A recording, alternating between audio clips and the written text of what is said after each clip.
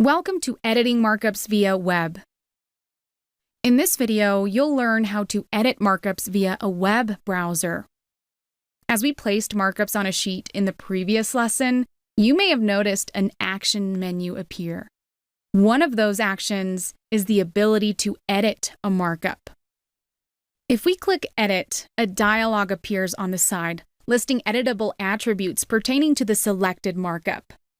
We can edit the border color, opacity, and thickness for all markups, and fill color and opacity for most markups. If this was a text or callout markup, we'd also be able to input text or edit the text color and font size as needed. We may want to highlight different areas to designate different teams, or highlight areas for specific material installation like carpet versus tile, or maybe even block out content on drawings.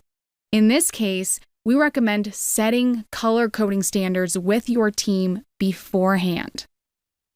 Apart from editing the markup, we can add references to any markup type. We can link a project sheet, file, RFI, or form to a markup. We call these markups linked markups. For example, we may create basic markups that link to project logistics, schedules, or installation manuals, or a daily safety checklist. To link, simply select the reference type, in this case, files, select one or more files, and click Add File. At this point, the markup is only visible to me since I'm the one creating these specific markups. In the previous lesson, we discussed private versus public markups. If these were general notes for myself or to share with a subcontractor not using Build, I'd keep them private.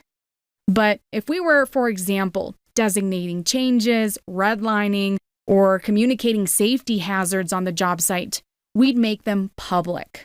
We call this action publishing the markup. Only members with create permission or above have the ability to publish markups. To publish a markup for other team members to see, select the markup and click Publish with the crown icon. Remember, however, you may not have the required permission level on your project to publish markups. In order for the project team to see markups on the sheet, they would either have to refresh their browser window or update the project on their mobile device. If there are published markups on a sheet, we can click on a markup and scroll to the bottom of the dialog to view who created the markup and when. We can also visually tell which markups are published because they appear a little darker in color than our private or personal markups. Now, if we need to duplicate a markup, we'll select the markup, select Copy, and click and drag to move the duplicate markup. And finally, if we need to remove markups, we can do so from here or here within the dialog. In the next lesson, we'll learn how to create markups on the mobile platform. In this video, you learned how to edit markups via a web browser.